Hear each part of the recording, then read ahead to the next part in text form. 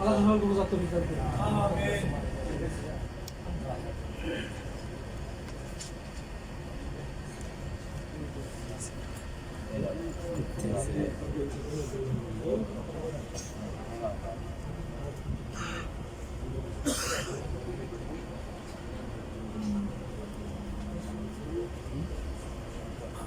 আসসালামু আলাইকুম ওয়া রাহমাতুল্লাহি ওয়া বারাকাতুহু। ওয়া আলাইকুম আসসালাম ওয়া রাহমাতুল্লাহি ওয়া বারাকাতুহু। আমি আমার আলোচনার মুকদ্দমা শুরু করার পূর্বে আমি এই কথা বলতে চাই, আজকের দিন ইয়াউমুস সুরুর, আল-ইয়াউম ইয়াউমুল ফারহা, আল-ইয়াউম ইয়াউমুল লিকা। বুঝছেন হয়তো আমি বলতে চাচ্ছি এই কথা,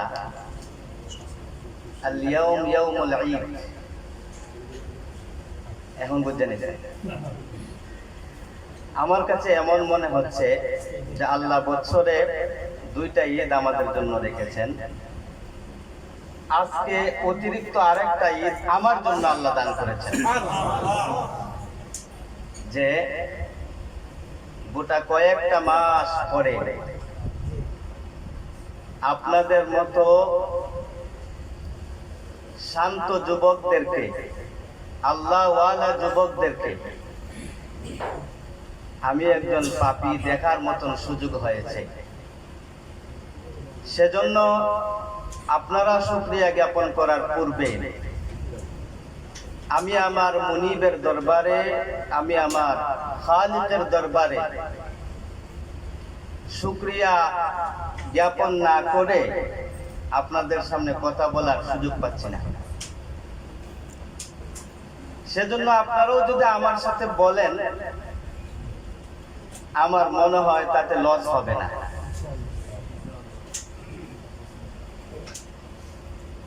আল্লাহ তাআলা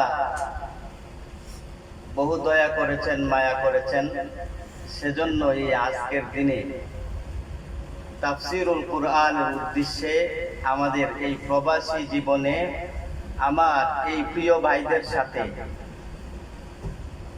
আসার এবং বসার তৌফিক দান করেছেন, সেজন্য আমি অন্তর খুলে বলি আলহামদুলিল্লাহ। আমি জানি আমার অনেক কষ্ট হয়েছে, অনেক দিন ছুটাছুটি করেছি আপনাদের সাথে সাক্ষাৎ করার জন্য, কিন্তু বিশ্ব জুড়ে বাধা, একা সমাধান করার কোনো পথ নাই। কেমন জানি আল্লাহ আমাদেরকে একটা দর্শ, একটা শিক্ষা, হঠাৎ করে একটা ব্রেক দিয়ে হাসরের মাঠ কেমন হবে তার একটা রূপরেখা দান করেছেন। হাসরের মাঠে এখন পর্যন্ত আমরা উপস্থিত হই নাই, কিন্তু কাটিয়েছি। হাসরের মাঠে কেমন জানি কাটিয়েছি। যখনই শুনছি অমুক ভাইয়ের করোনা হয়েছে, ফোন রিসিভ করতেও অনেকে ভয় পেয়েছে। হাসরের মাঠ ছিল না। আপনাদের এখানেই অনেক মহান ব্যক্তি বক্তব্য রেখেছেন। আমাদের সবার প্রিয় ডক্টর রফিকুল ইসলাম, উনিও করোনায় আক্রান্ত হয়ে আমাদেরকে ছেড়ে বেলায় চলে গেছেন। আল্লাহ ওনাকে জান্নাত নসিব করুক, আমিন। এরকম আমাদের অনেক আপনজন পৃথিবী ছেড়ে আমাদেরকে রেখে চলে গেছেন। এই কথাগুলো একমাত্র আপনাদের সাথে শেয়ার করার জন্য আমি আজকে এসেছি, আলোচনা করার জন্য না। তবে আলোচনাটা যেহেতু বিষয় দেওয়া হয়েছে, সেজন্য সূচনা করব শুধু, শেষ করার মতো আমার যোগ্যতা নাই। সূচনা করতে পারি, কারণ দুই আয়াত যেহেতু পড়তে পারি, এই হিসাবে সূচনা করতে পারি, কিন্তু শেষ করার সুযোগ, শেষ করার তৌফিক হয়তো আল্লাহ দিবেন না। কারণ আপনারা নিজেরাও বিরক্ত হয়ে যাবেন, সারাটা দিন রান্না করছেন, পেটে এবার মোটামুটি খিদার কাছাকাছি চলে আসছে, তখন আর কথা ভালো লাগবে না।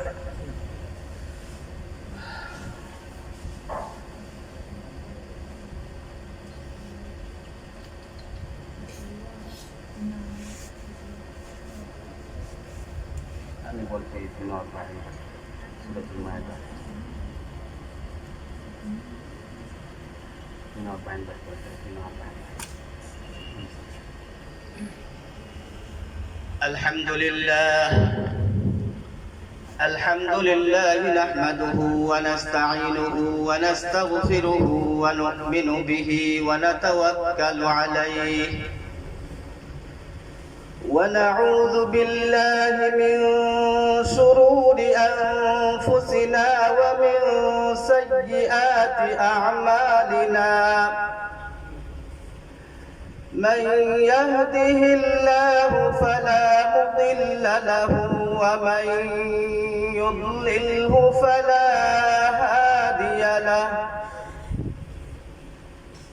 وأشهد أن لا إله إلا الله وحده لا شريك له وأشهد أن سيدنا وسندنا وحبيبنا وحبيب ربنا ومولانا محمدا عبده ورسوله أرسله بالحق بشيرا ونذيرا وداعيا إلى الله بإذنه وسراجا منيرا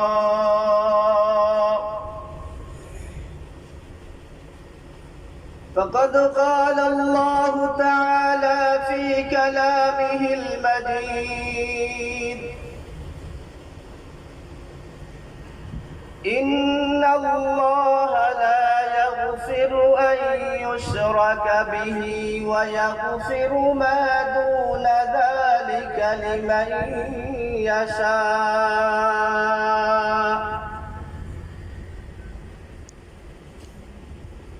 صدق الله المولانا العظيم وصدق رسوله النبي الكريم মওলার দরবারে আবারও শুকরিয়া জ্ঞাপন করছি যে মওলা আমাদেরকে জান্নাতি কোরআন আল্লাহর কালাম থেকে শিরক ও বিদআত সম্পর্কে কিছু আলোচনা শোনার জন্য আমাদের সময়টুকুকে ফারিক করে এখানে আসার তৌফিক দান করেছেন, সেজন্য মন খুলে বলে আলহামদুলিল্লাহ। আমি শুকরিয়া জ্ঞাপন করে আমাদের এই তাফসীর কমিটির সকল সদস্যবৃন্দের, যারা যেভাবে পরিশ্রম করেছেন, তাফসীর কমিটিকে বেগবান করেছেন, তাফসীর কার্যক্রমকে সুন্দরভাবে পরিচালনা করতেছেন, তাদের সবার জন্য দোয়া করি আল্লাহ তাআলা এই সকল যুবকদেরকে যেন বিশ্বনবী মুহাম্মদুর রাসূলুল্লাহর হাতের কাউসারের পানি পান করার তৌফিক দান করেন। জীবনে যত অঘটন, দুর্ঘটনা, অভাব, সমস্যা, সকল বিপদ আপদ থেকে আল্লাহ যেন তাদের উছিলায় আমাদেরকে হেফাজত করেন, তাদেরকে আল্লাহ হেফাজত করেন। নাম বলা সবাই সময়ের অভাব। আরো শুকরিয়া জ্ঞাপন করি আপনারা যারা বিভিন্ন জায়গা থেকে এসেছেন, অনেক দূর থেকে এসেছেন, আপনারা যে এত ভালো মানের মানুষ, এটাই প্রমাণ আল্লাহর কোরআনকে এত ভালোবাসেন। আমার ডাকে আসেন নাই কেন? আমাকে দেখার জন্য আসেন নাই। হ্যাঁ আসছেন যে মহিব ভাইকে অনেকদিন ধরে দেখি না, একটু দেখে আসেন, এটা সুন্নত। আমিও কিন্তু আপনাদের কাছে এসেছি, কোরআন যদি না থাকতো সেখানে আমার দ্বারা আসা সম্ভব হইতো না। আমি কিন্তু কোরআনের জন্যই এসেছি, আর আপনারাই হলেন কোরআন। কারণ কোরআনের পাগল যারা, তাদের কাছেই কোরআন আছে। সেজন্য আপনাদেরও শুকরিয়া জ্ঞাপন করে আল্লাহ তাআলা আপনাদেরকে দীর্ঘ হায়াত দান করুন। আর প্রবাসী জীবনে আপনাদের বিপদ আপদে আল্লাহ তাআলা হেফাজত করুন, এবং আপনাদেরকে আপনাদের রুজির মধ্যে সুস্থতার মধ্যে আল্লাহ তাআলা বরকত দান করুন। আমি যেই বিষয়টা আলোচনা করতে চাইছি সেই বিষয়টা আপনাদের কাছে একেবারে পরিচিত। এই বিষয়টাকে বোঝানোর জন্য আমার একটা প্রশ্নের উত্তর আপনারা দিতে হবে। না দেওয়া পর্যন্ত আমি এই বিষয়টাকে বোঝানো আমার দ্বারা কঠিন হয়ে যাবে। আমার চেয়ে আরো যোগ্যবান ব্যক্তি লাগবে না হয়। আর উত্তরটা আপনারা দিতে, আপনারা উত্তর দেওয়া একদম সহজ, একদম সহজ, পানি ভাতের মতো। পানি ভাত খাইতে কেমন মজা, সহজ, শুধু কাঁচামরিচ হইলেই হয়। ঠিক উত্তরটাও তেমন, আপনারা সহজেই দিতে পারবেন। দিবেন তো? মন খারাপ করে বসে আছে, একটু হাসেন। আল্লাহর কোরআনে কত দাম, ভালোবাসা নিয়ে আসছেন, হাসবেন না কেন? এখানে দুঃখের কিছু নেই, এখানে সব শুধু সুখ আর সুখ। যা শুনবেন সব সুখ, দুঃখের কিছু নেই। আমি যত আলোচনা করব বাধা বিপত্তির আলোচনা নয়। আমরা একই বাপের সন্তান, আমরা একই মায়ের সন্তান। আমরা চাই না আলোচনা করে একজন আরেকজনের মধ্যে বিভেদ সৃষ্টি করতে। আমরা চাই আলোচনা করে একজন আরেকজনের মধ্যে মহাব্বত বাড়াতে। আপনারা বলেন, আপনাদের কাজকর্ম যাই করেন শুরু করেন কোন বাবার নামে? শুরু করেন কার নামে? এই কথাটা আছে কোথায়? আল্লাহ তার কোরআনের প্রথমেই বলছেন বিসমিল্লাহির রহমানির রহিম। এই শিক্ষাটা আপনি কতদিন ধরে পেয়েছেন? কয়জনে পেয়েছেন? আপনার কাজকর্ম শুরু করেন বিসমিল্লাহর দ্বারা। কথাটা বলছেন ঠিক, কথাটা বলছেন, ধন্যবাদ জানাই। যদি প্রকৃত পক্ষে আপনি বিসমিল্লাহর দ্বারাই কাজ করে থাকেন, আপনি প্রকৃত আল্লাহর একজন ওলি হয়ে গেছেন। শিরক শব্দটা আপনারা শুনে আসছেন, আর এটা শব্দটা কোরআনে একবার স্পষ্ট করে আসছে। এটা আপনি বলতে পারবেন না এটা ফারসের ভাষা, বলতে পারবেন না এটা চায়না ভাষা, বলতে পারবেন না এই কালিমাটা হলো বাংলা ভাষা। এটা স্পষ্ট করে বলতে হবে এটা হলো কি? আরবি ভাষা। শিরক। আপনারা বলেন তো শিরকের অর্থ আপনারা কি বুঝেন? শুধু শিরকের। আপনারা দেখছেন না শারিকা কন্যা, আপনারা কোন শারিকায় কাজ করেন? এই শারিকাটা কেমনে হয়েছে? একজনের শারিকা হয়? একজনের শারিকা হয় নাকি পার্টনার কয়েকজন মিলে শারিকা হয়? পার্টনার কয়েকজন মিলে শারিকা হয়। শিরক হলো একজনের সাথে আরেকজনকে অংশীদার করা। তার বিপরীত শব্দ হইল আত-তাওহীদ। বিপরীত শব্দটা কি? আত-তাওহীদ। তার মানে হলো একত্ববাদ। আমাদের কাছে ভাইজানেরা বিশাল বড় একটা সম্পদ রয়েছে, যেই সম্পদটা আবু জেহেলের কাছেও ছিল, কিন্তু সে হারিয়ে ফেলছে এক জায়গায় যায়, একটা পয়েন্টে। আমরাও এই পয়েন্টেই বিপদের মধ্যে পড়ে আছি। পয়েন্টটা কি? আর আমাদের সাথে আর আবু জেহেলের সাথে মিল ছিল এই জিনিসটা কি? বলার দরকার না। আবু জেহেলকে যদি জিজ্ঞাসা করেন, বলো তো দেখি, মান খালাকাস সামাওয়াতি ওয়াল আরদ, উত্তরে বলবে আল্লাহ। আপনাকে যদি প্রশ্ন করি, ভাই বলুন তো দেখি জমিনটাকে কে সৃষ্টি করেছে? আপনি বলবেন আল্লাহ। তার কথা আর আপনার কথার মধ্যে ব্যবধান কি বলেন তো? সে আল্লাহকে স্বীকার করে নাই? করে নাই? করছে। এবার আসেন তার মধ্যে আর আমাদের মধ্যে কতটুকু ব্যবধান হয়েছে। সে বলে আলহামদুলিল্লাহি রাব্বিল আলামিন আর রহমানির রহিম। এ পর্যন্ত আসছে আবু জেহেল কয় আমি সব সমান। আল্লাহ এক, আল্লাহ রাব্বুল আলামিন, আল্লাহ অতি দয়াবান, আল্লাহ অতি দয়াময়। যখন আপনি আল্লাহ কয় তুই এই কথা ইয়াকা না'বুদু ওয়া ইয়াকা নাস্তাঈন, এখানে আমার বেজালটা, এই পয়েন্টে আমার বেজালটা বাপজান, আমি এখানে আর মানতে পারি না।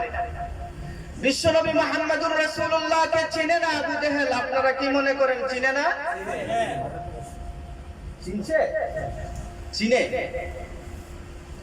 যখন আল্লাহ বললেন বলো তাকে বলতে মালিকি ইয়াউমিদ্দিন, যেমনি করে আমি দয়াবান, যেমনি করে আমি দয়াময়, যেমনি করে রব্বুল আলামিন যেমনি করে আমাকে প্রশংসা করে আমি এক বলে স্বীকৃতি দেয়, তাকে একটু বলে দাও মালিকি ইয়াউমিদ্দিন, হাসরের দিনের মালিকটাও আমি। সে যদি স্বীকার করে তাইলে তার কাছে তাওহীদ চলে আসছে। তার কাছে কি চলে আসছে? একত্ববাদ চলে এসেছে। কয় না আমি মালিকি ইয়াউমিদ্দিন, হাসরের মাঠে আবার বিচারের কি দরকার আছে? আসছি দুনিয়ার কয়েকদিন খেলমু, তারপরে চলে যাবো। হাসরের মাঠে আবার বিচারের কি প্রয়োজন? বিচার করবে কে? এই বিচারের মালিক আমি কাউকে মানি না। পাইছেন নি? একটু দূরে হয়েছেন নি? এইরকম আসেনি মানুষ যে বিচারের দিন মানে না? আসেনি আপনারা? এদের ব্যাপারে আলোচনা করবেন নাকি আমাদের ব্যাপারে আলোচনা করবেন? যারা বিচারের দিন মানেন কাদের ব্যাপারে আলোচনা করতে চান? যারা মানে না তাদের কথা যদি আলোচনা করতে চান তাহলে তো রাত দিন 24 ঘন্টা আলোচনা করে শেষ করা সম্ভব না। যারা মানি তাদের ব্যাপারে আলোচনা করবে। এক পয়েন্টে সে মানলো না, একটু দূরে হইল।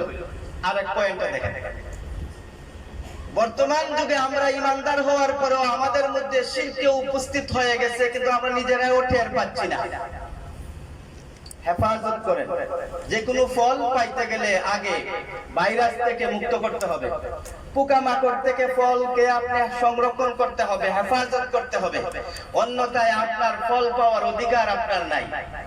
ফলের গাছ লাগাইতে পারেন, কিন্তু এই ফল থেকে আপনি ভোগ করতে পারবেন না, এই ফল থেকে আপনি উপকৃত হতে পারবেন না যতক্ষণ পর্যন্ত ওই ফলের গাছটাকে আপনি, ওই ফলটাকে আপনি সুন্দর করে বিভিন্ন ভাইরাস থেকে, কীটনাশক ঔষধ দিয়ে, পোকামাকড় থেকে আপনি হেফাজত করবেন না। ঠিক তদ্রূপভাবে যতক্ষণ পর্যন্ত আপনি আমি আমাদের অন্তরে যেই তাওহীদ রয়েছে, যেই একত্ববাদ রয়েছে, আল্লাহ এক, রব্বুল আলামিন সেই এক, এই কথার ঘোষণা আমাদের অন্তরে রয়েছে, সেজন্য আমাদেরকে ওই কথাটার হেফাজত করার জন্য শিরক থেকে বাঁচতে হবে।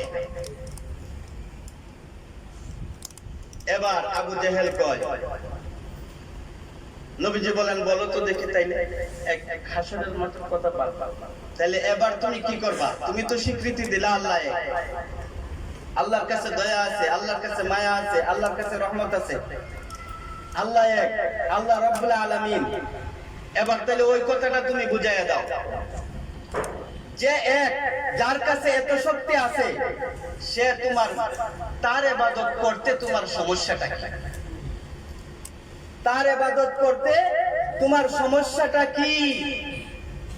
কিছু কিছু কথা আছে খুব সুন্দর, কিছু কিছু কথা আছে অনেক সুন্দর, কিন্তু এই সুন্দর কথায় আপনাকে অনেক দূরে চলে নেয়। দেখেন কেমন কথা সুন্দর কয়, মানি ঠিক আল্লাহকে, কিন্তু সমস্যা হয়েছে একটা, যে অন্যায়, যে অপরাধ তার জমিনে আমি করতেছি, এর দ্বারা তার ইবাদত করার মতন আমার সাহস নাই, তার ইবাদত করার মতো আমার সাহস নাই। কথাটা সুন্দর নবী সুন্দর, কতটুকু শ্রদ্ধা করছে দেখছেন? তার ইবাদত করার মতো সাহস নাই, তাহলে ইবাদত করবে না, চাইবে কার কাছে? তার কাছে একটু চা, কয় না এটা কোন ধরনের কথা, পাপি মুখে কেমনে আমি তারে ডাকি, পাপি মুখে কেমনে আমি ডাকি, তার কাছে কেমনে কই।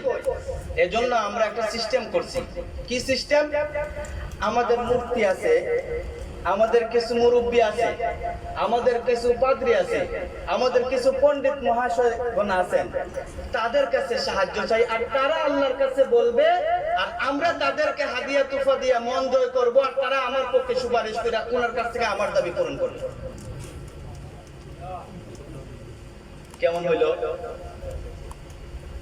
এবার আসেন, এইরকম ব্যাপার স্যাপার আমার মধ্যে আসেনি, একটু দেখেন। আমার মধ্যে আপনার মধ্যে আসেনি এরকম ব্যাপার স্যাপার? যদি থেকে থাকে তাইলে এই ইঁদুরটাকে আপনি মারতে হবে অন্তর থেকে। এই ইঁদুরটাকে মারার জন্য আপনি অন্যজনকে আনলে হবে না। অন্যজনকে যদি আনেন, একজন বুজুর্গ যদি আনেন, তাইলে ওরে আপনি হাদিয়া দিতে হবে, তারপরে আপনার অন্তর থেকে এই ইঁদুরটা বের করার জন্য চেষ্টা করবে, এরপরও হবে না। এটা নিজের অধিকার, মনের অধিকারটা নিজে, মনের উপরে অ্যাকশন চালানোর দায়িত্ব আপনার, আমার, পীরের না, আমার, অন্যের না, আমার, অন্য বন্ধুর না। আমি আমার মনকে পরিবর্তন করতে পারবো যে কোনো মুহূর্তে, যদি আমি তার সাথে সমালোচনায় লিপ্ত হই, আমার মনের সাথে। হযরত ওমর রাদিয়াল্লাহু তাআলা আনহু গ্রহণ করেছেন, আবু জাহল গ্রহণ করে নাই। যখন আল্লাহ বলেছেন বলো ইয়াকা না'বুদু ওয়া ইয়াকা নাস্তাঈন, আবু জাহল দূর হয়ে গেল। এবার আসেন, আমরা যারা আছি, আমাদের অন্তরে আবু জাহলের মতো ঈমান আসেনি? এতটুকু ঈমান আছে যে এক আল্লাহ। আবার আছে এইটুকু বিশ্বাস করি হাসরের দিনের মালিক কে? আল্লাহ। এবার আল্লাহ যদি সবকিছুর মালিক হয়ে থাকেন, শর্ট করে বলতে সবকিছুর মালিক হয়ে থাকেন, তাইলে আপনি আমার উচিত কি? যেমন আমরা বলি, নিজেদেরকে ছোট করতে করতে এমন ভাবে বলি যে আমরা যদি এত অপরাধ করছি, আল্লাহর কাছে কেমনে কি করি, কেমনে যাই, কেমনে কথা বলি, আমার তো ভীষণ ভয় লাগছে। তাইলে অমুক বাবার দরবারে যাই একটু আলোচনা করি। তো বাবা কই? বাবা কবর দেশে। উনি কবর দেশে তাকে একটা আগুন টাইলাই। দেখছেন না আপনার, রোডে ঘাটে যখন যায় কাক আটকায় সালাম দেয়। এই বেটা সালাম দিলে কেন? কয় সালাম দিলাম যদি বেয়াদবি হইয়া যায় আর বাবার মন খারাপ হয়, কাকটাকে উল্টাইয়া দিতে পারে। তাহলে বাবা কি রহমত হইল না গজব হইল? আমরা ধারণ করেছি সকল সমস্যার সমাধানের মালিক একমাত্র আল্লাহ, কিন্তু মনের ভিতরে লালন করেছি। এজন্য আগে কয়েকটা জিনিস বুঝতে হবে। এজন্য বোঝার আগে আপনারা আমার সাথে একটু খেয়াল করেন। আপনারা কষ্ট হইতেছে, আমি দেখতেছি, বিরক্ত হয়ে গেছে, তাই না?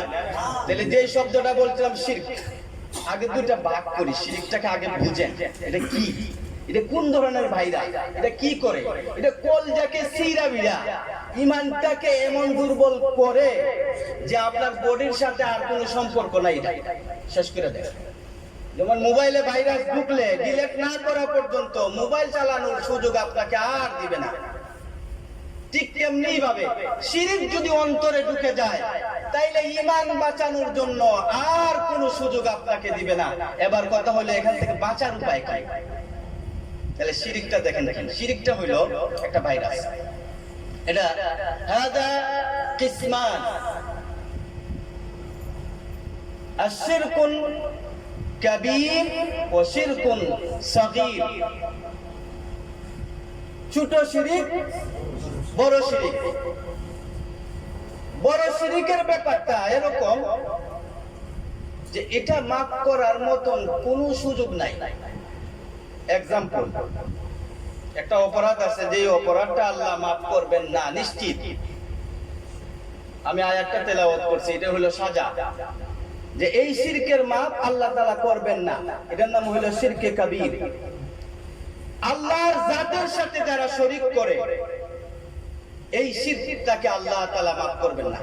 যেমন আপনারা সহজে বুঝতে পারবেন, বিয়ে শাদী করছেন আপনারা, একটা যারা করছেন দ্বিতীয়টা করার চিন্তাধারা আছে?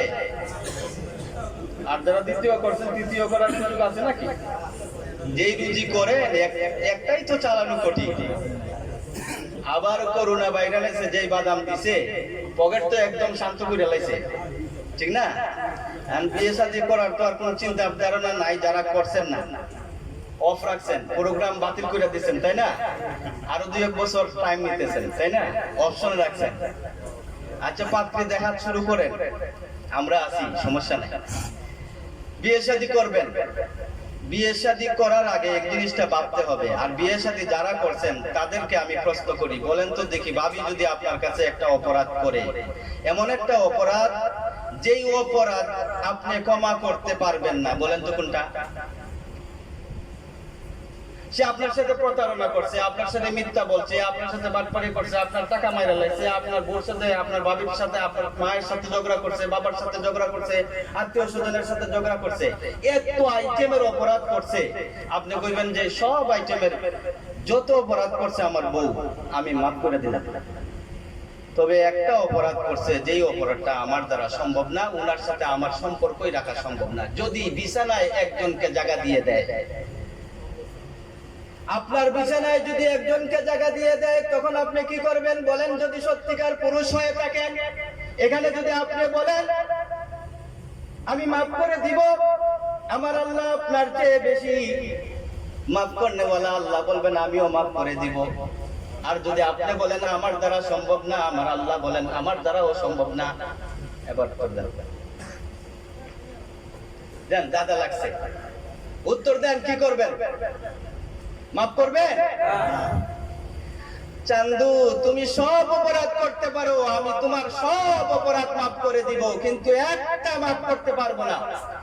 আমার আল্লাহ বলেন আমি এমন এক জাত, যেই জাতের বিশ্বাসী তোমরা হয়েছো, আমার সাথে আব্দ করেছো, আমার সাথে সাক্ষ্য দিয়েছো, আমি ছাড়া তোমাদের কোনো রব নাই, আমি ছাড়া তোমাদের কোনো মালিক নাই, আমি ছাড়া তোমাদের কোনো খালিক নাই। এর মধ্যে যদি তোমরা আমার সাথে একজনকে অংশীদার করো, আমি আল্লাহ এটা বরদাস্ত করতে পারি না।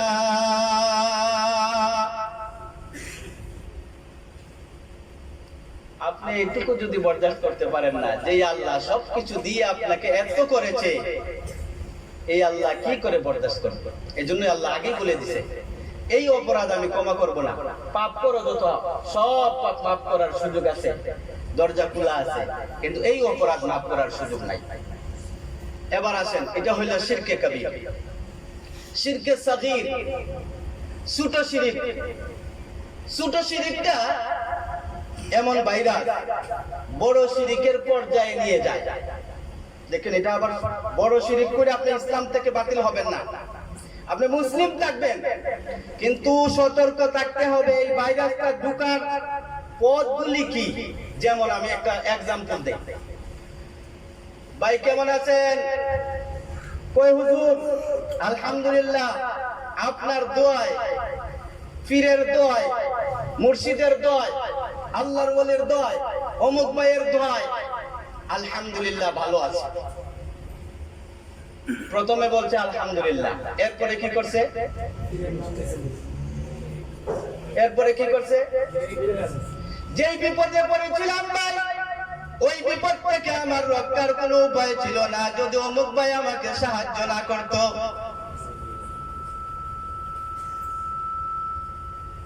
আমি এমন একটা সমস্যায় পড়ে গেছি, যেই সমস্যার কারণে আমার পীর, আমার মুরব্বী রাগ হয়ে গেছে। সেই রাগের কারণেই আমার এই জীবনে শুধু লাঞ্ছনা আর বঞ্চনা, আমার জীবনে সুখ নাই, শান্তি নাই। বুঝে আসতেছে? বুঝে আসতেছে? আমি কোন দলের কথা বলতেছি না, আমার কথা আমি বলতেছি। দেখেন, এরকম রোগ আসতেছে নাকি আপনার অন্তরে, আসে কিনা না? কই ভাই, এমন একটা সমস্যা, যেই সমস্যার মধ্যে পড়েছি, আমি দেখতেছি হিসাব নিকাশ কইরা এই সমস্যার থেকে সমাধানের জন্য অমুক ভাই ছাড়া বিকল্প কোনো পথ নাই। বিকল্প কোনো পথ নাই। এবার বলেন, ওইদিকে সাক্ষী দিলেন আল্লাহ ছাড়া বিকল্প কোনো পথ নাই, ওইদিকে বললেন যেমন খালা আর মায়ের নির্দেশ, বুঝছেন? মায় কিন্তু শাসন করতে যাইয়া ছেলেকে দৈনিক 100টা নির্দেশ করে, পালন করে কয়টা? ছেলে 5-6টা। আর বাবা সারা দিনে 1-2টা পালন করে কয়টা? যে 2টা কইছে এই 2টোই। কয় 2টা কইছে? মার আদরটা ছেলের প্রতি বেশি না খালার আদরটা ছেলের প্রতি বেশি? মার আদরে যখন অতিষ্ঠ হয়ে যায় তখন আদরে অতিষ্ঠ হয় না, মানে মায় চায় ছেলেকে সুন্দর করতে, তার জীবন চরিত্র গঠন করাইতে, তার এগুলি ভালো লাগে না। তখন যায় কি করে, সরাসরি মাকে বাদ দিয়া খালাকে ধরে যায়, খালাম্মা আজকে তো মেহমানদারে যাইতে হবে, কাল তো বোনে ডাক দিছে, টাকা তো নাই। আর মার কাছে সরাসরি বলতেও পারি না, কি করবেন কোন? খালাম্মা দয়া করে একটা ব্যবস্থা করেন, খালা বসে রয়েছেন খালার পকেট থেকে আপনার টাকা দেওয়ার জন্য না। আপনি এত বোনপুত হইছেন, বোনের ছেলে হইছেন, বোনের বেটা হইছেন যে আপনার খালা আপনাকে চালায়া যাবে, মা বাদ দিয়ে দিবে নাকি? না, খালা চালাকি করে কি করে, মার কাছে যাইয়া কয় তোর ছেলেটা যাইতে চায়, দেখ না কিছু টাকা। তো কি করব, লজ্জায় পড়ে গেছে, বোন এসে সুপারিশ করতেছে, কি করব এবার? এবার বলেন তো, আপনার মায়ের মর্যাদাটা খালের কাছে কতটুকু রাখছেন আপনি? আপনি কোন ছেলে হইছেন? যেই ছেলে মায়ের সম্মানটাকে মিঠাইয়ে দিলেন কার কাছে? খালার কাছে। এবার মা অনেক খুশি হবে, এবার মা বেশ খুশি হবেন আপনার প্রতি, না? না, ঠিক তদ্রূপভাবে আল্লাহ পাক রব্বুল আলামিন আল্লাহর কাছে সরাসরি চাইলে পরে আল্লাহ পাক রব্বুল আলামিন আপনার প্রতি যতটুকু সন্তুষ্ট থাকেন, যদি অন্যকে দিয়ে আপনি ঘেরাও করতে চান আর এই কথা ডায়লগ দেন, আমি তো অপরাধী, মায়ের কাছে যাইতে পারি না, খালা তুমি সুপারিশ করো, কি করো? সুপারিশ করো। আমি বান্দা অপরাধী, নবী আছেন সুপারিশগার, আমি এই কথা যদি বলি, কত সুন্দর কথা না? কত সুন্দর, আপনাকে কত দূরে নিয়ে যাচ্ছে দেখেন। আপনি একটু হিসাব করেন, আল্লাহ থেকে অনেক দূরে নিয়ে যাচ্ছে, আল্লাহ থেকে অনেক দূরে নিয়ে যাচ্ছে। এই জন্য ভাই আমি সহজে বলি, এই শিরকুল আকবার আর শিরকুল আসগর, এই দুইটা শিরকের মধ্যে একটা শিরক হলো, যেই শিরকটা হলো আল্লাহ তাআলা কঠিন কঠিন সাজা দিবেন, এই অপরাধকে আল্লাহ মাফ করবেন না। এই অপরাধী আমরা না, আমরা এটার থেকে বাঁচা গেছি। এই অপরাধী আমরা না, যারা একত্ববাদী তাওহীদপন্থী এক আল্লাহ বিশ্বাসী, এই অপরাধ থেকে আমরা মুক্ত, তাইলে তো বাঁচলাম। কিন্তু এমন অপরাধী হয়ে যাচ্ছে শিরকে সগীর, যেটা করতে করতে এমন অভ্যাস হয়ে গেছে, ঘর থেকে বের হওয়ার সময় কয় আসসালামু আলাইকুম, চৌকাঠ আছে না ঘরে? চৌকাঠ আছে না? দরজাটার সামনে আইসা সালাম দেয়। এটা কি? এটা কি করছো? ট্রাকের গায়ে জুতা রাখে, শাকসবজি ফলাইছেন না, এগুলি মানুষের নজর থেকে হেফাজত করার জন্য পাতলি দিয়া পাতার মধ্যে সাদা সাদা ফুটা দেয়, কয় কি? এই সমস্ত কাজ, তাবিজাতি, ফু দেওয়া, তারপরে অমুক হুজুরের কারণে, অমুক ভাইয়ের কারণে, অমুক ভাইয়ের কারণে আমি বেঁচে আছি, অমুক ভাইয়ের কারণে ভালো আছি। এই সে কয়েকটা পয়েন্ট আপনাদেরকে বললাম, এই পয়েন্টগুলি হলো আমাদের জন্য ছোট ছোট বাইরা, এইগুলি আমাদেরকে বড় পরিণতিতে নিয়ে যায়, শেষ পর্যন্ত অন্তরে লালন করে। যেমন দুইজন পীর মুরিদের কথা না বলে শেষ করতে পারতেছি না, আপনারা শুনবেন, 2 মিনিটে শেষ করে নেবেন, এরপরে মজার খাবার খাইবেন, 2 মিনিটে শেষ করে নেবেন। একজন পীরের 2জন মুরিদ, একজন পীরের 2জন মুরিদ। এক মুরিদ পীরকে খুব বেশি মহব্বত করে, এত মহব্বত করে দিন রাত তার অন্তরের মধ্যে পীর নিয়েই কল্পনা। যদি কোনো সমস্যায় পড়ে যায়, কয় পীরের সাথে বেয়াদবি হয়ে গেছে, বিদায় আমার এই অবস্থা। যখন কোনো ভালো পথ চলে আসে, খুশির সংবাদ চলে আসে, আমার পীর আমার উপরে খুশি, সেজন্য আমার এই সুন্দর ব্যবস্থা। একজন পীর। আরেকজন মুরিদ বলে, আল্লাহ তাআলার অশেষ শুকরিয়া, আমার এই বুজুর্গের কারণে আমাকে যে তাসবিহ তালিল বুজুর্গ বাতাইয়া দিয়েছেন, আমি এগুলি পালন করার কারণে আমি অনেক ভালো আছি, আলহামদুলিল্লাহ। ওনাকে আল্লাহ তাআলা জাযায়ে খায়র দান করুক। আর এই সবগুলির মালিক হলেন একমাত্র আল্লাহ, আমার পীর না। দুইজনের মধ্যে ব্যবধান আসেনি? দুইজনের মধ্যে ব্যবধান আসেনি? তো একজন আরেকজনকে পরীক্ষা করার জন্য দুইটা সুন্দর কবুতর দিয়া পাঠাইছেন, যা জব কইরা, যেখানে কেউ দেখে না, যেখানে কেউ দেখে না। যে বেচারা দিন রাত কল্পনা করে আমার পীর আমাকে ভালোবাসেন, আমার পীর ছাড়া কোনো উপায় নাই, আমার পীর খুশি থাকলে সবই সব। পীর থেকে পাইছে কিসে? দয়া। কি পাইছে? আল্লাহর থেকে বেশি দয়া পীরে করে? আরে ভাই, এই জগতের পীররা আপনাদের প্রতি দয়া করে না, বরঞ্চ বিনা ব্যবসায় পুঁজি চালায়, বাণিজ্য করে, বিনা পুঁজিতে ব্যবসা করে। পুঁজি লাগে না, সারাটা জীবন হাড্ডি কুটে বিদেশের বাড়িতে পয়সা কামাইছেন, আর এই পীরের দরবারে যাইয়া হাদিয়া দিতেছেন, মাকে দিচ্ছেন না। পীর থেকে কি নিয়ে আসছেন আপনি? আপনি যতক্ষণ পর্যন্ত বড় অঙ্কের হাদিয়া দিবেন না, পীরের কাছাকাছি দরজার সামনে যাওয়া আপনার দ্বারা সম্ভব না। এই পীরে দয়া করছে আপনার প্রতি, কি তার উপরে আপনি দয়া করেছেন পকেট থেকে টাকা দিয়া, আর আপনার প্রতি দয়া করছে কি? তার এটা দয়া না, তার এটা উচিত, তার এটা দায়িত্ব। আপনাকে বলা নামাজ পড়, আল্লাহর দিকে মুতাওয়াজ্জিহ হও, যা কিছু হয় সবকিছু আল্লাহ থেকে হয়, এই শিক্ষা দেওয়ার দায়িত্ব তার, কিন্তু তার আপনার কাছ থেকে টাকা নেওয়ার দায়িত্ব তার নয়। এই পীরের রুজি নাই, একটাই রুজি আপনারা। দয়া করছে আপনারে না আপনি দয়া করছেন তাকে? আপনি দয়া করছেন তাকে। খেয়াল করেন একটু, অযথা জীবন কাটায়েন না, নিজের ঈমানটাকে হেফাজত করেন। এই সমস্ত জিনিস হইল শিরকের আলামত, শিরকের গন্ধ, শিরকের সগীর। এই শিরকের সগীরের যদি আপনি লালিত পালিত হন, এটাই যদি আপনার অন্তরে থাকে, তাহলে আপনার শিরকে কাবীরে উপনীত হয়ে যাবে।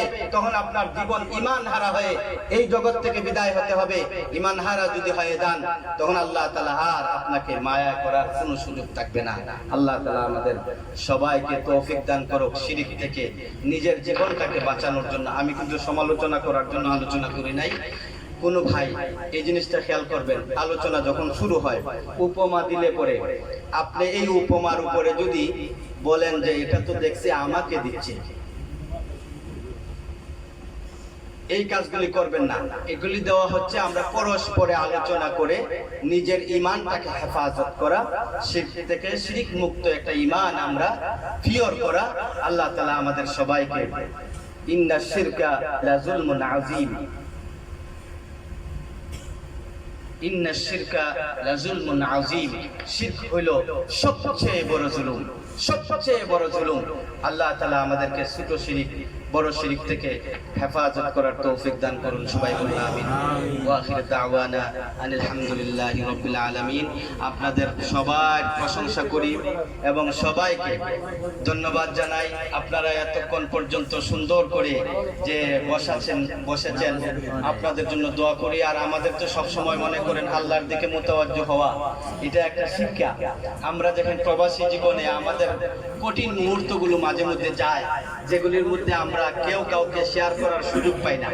যেহেতু এখানে আসেছি, আমরা এখানে একটা সুযোগ পেয়ে গেছি, যেই সুযোগে আল্লাহর কাছে এমনও হতে পারে যে আমাদের এই যুবক ভাইরা কত সুন্দর চেহারাওয়ালা, প্রত্যেকের অন্তর মালিক আমিও না আপনিও না, অন্তরের মালিকটাকে আল্লাহ।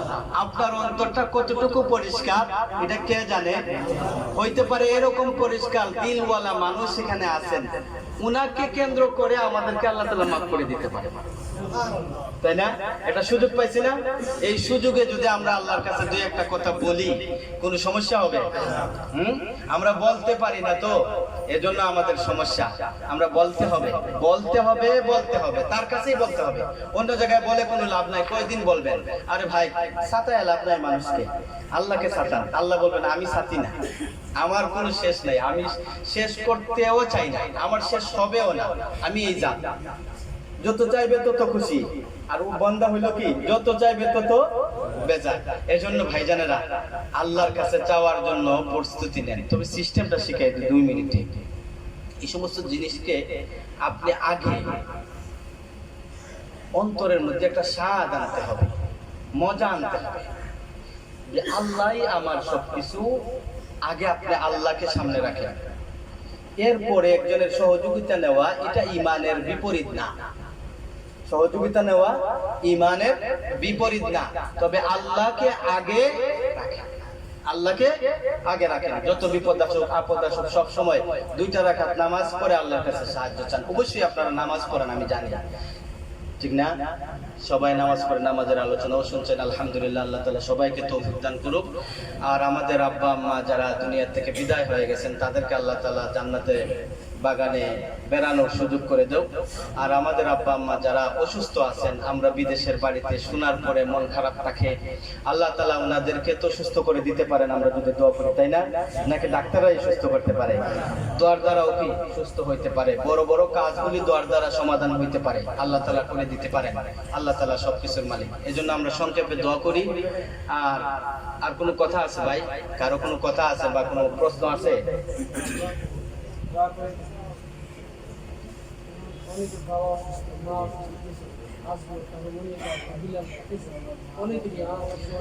আমাদের মুশাররফ ভাইয়ের আম্মা অসুস্থ, হঠাৎ করে অপারেশন হয়েছে। তারপরে আমার শাশুড়িও খুব বেশি অসুস্থ, শ্বশুরও অসুস্থ। আমরা আজকে মনে করেন আমি আর আদনান আস্তে আস্তে আমি কোরআন পড়তেছি, আর তাকে বলছি যে তুমি দোয়া করো, সকল রোগীদের জন্য দোয়া করতে থাকো, আর আমি কোরআন পড়তে থাকি। তো আপনারা হয়তো চিনেন তাকে, আজকে পরিচয় হইল আদনান।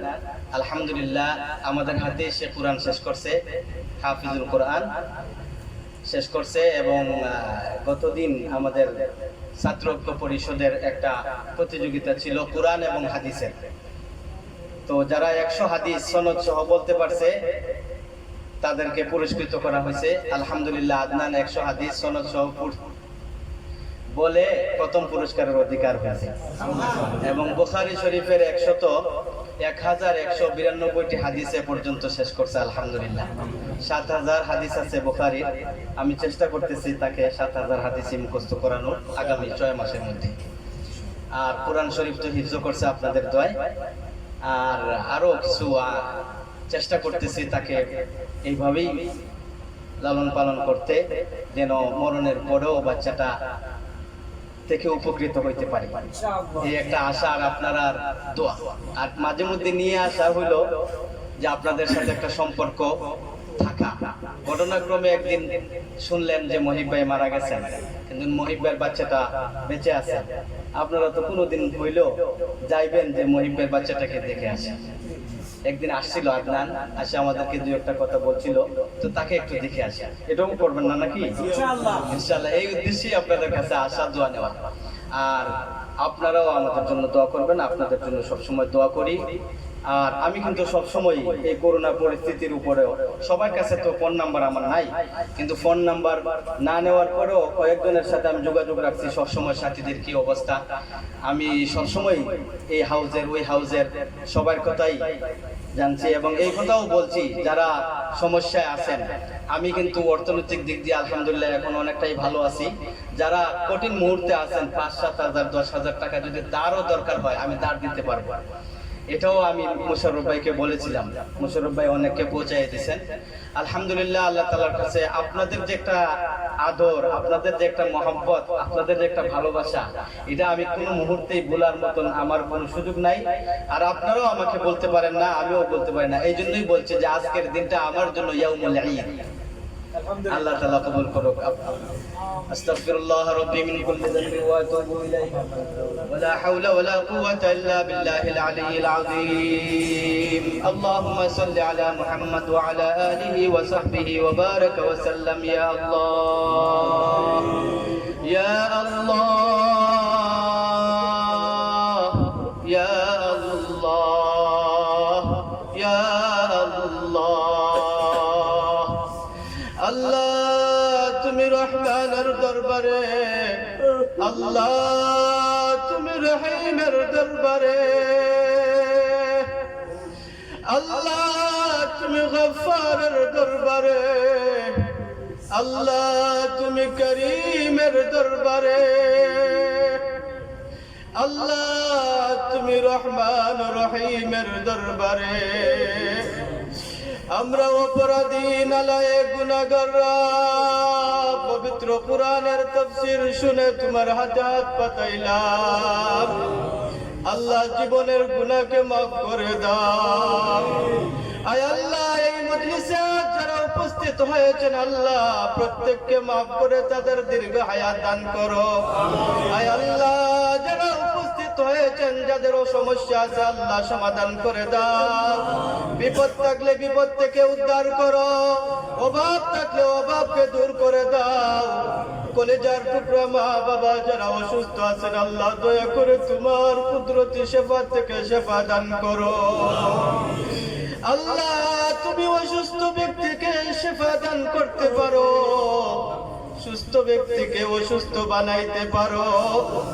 আল্লাহ অভাবীদেরকে অভাব দূর করে দিতে পারো। আমরা বুঝি না গো মাবুদ, তোমার থেকে অনেক দূরে চলে গেছি।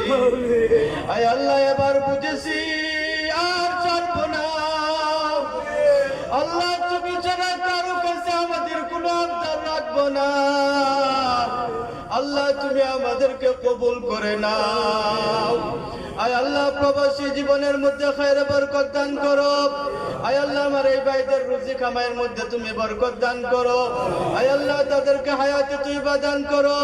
আয় আল্লাহ যেই ভাইয়েরা বিয়ে শাদী করেছে আল্লাহ তাদের ঘর সংসারকে সুন্দর করে দাও। আয় আল্লাহ যারা বিয়ে শাদী করে নাই আল্লাহ তাদেরকে সুন্দর মনের অধিকারী মেয়ের ব্যবস্থা করে দাও। আয় আল্লাহ যাদের আব্বা আম্মা বেঁচে আছে তাদের খেদমত করে জান্নাতটাকে খরিদ করার তৌফিক দান করে দাও। আয় আল্লাহ যাদের আব্বা আম্মা দুনিয়া থেকে বিদায় হয়ে গেছেন আল্লাহ তাদের কবরটাকে তুমি জান্নাতের বাগান বানায়া দাও। আয় আল্লাহ যারা তাফসীর সম্মেলনের আয়োজন করেছেন আল্লাহ তাদের প্রত্যেককে হায়াতে তয়বা দান করো। আমরা যারা উপস্থিত হয়েছে প্রত্যেককে তুমি হায়াতে তয়বা দান করো। আয় আল্লাহ যাদের আব্বা আম্মা ভাই বোন আত্মীয় স্বজন পাড়া প্রতিবেশী বিশ্বের মুসলমান যে যেখানে অসুস্থ আছে আল্লাহ তোমার দারুস শিফা থেকে তাদেরকে শিফায়ে কামিলা আজিলা আনায়াত করো। আয় আল্লাহ আমাদের সবাইকে তুমি নামাজি বানাও। আল্লাহ তোমার কাছে চাইয়া চাইয়া আমাদের মনটাকে ভরপুর করার তৌফিক দান করো। সুবহান রাব্বিকা রাব্বিল ইজ্জাতি আম্মা ইয়াসিফুন ওয়া সালামুন আলাল মুরসালিন والحمد لله رب العالمين آمين آمين آمين আসসালামু আলাইকুম।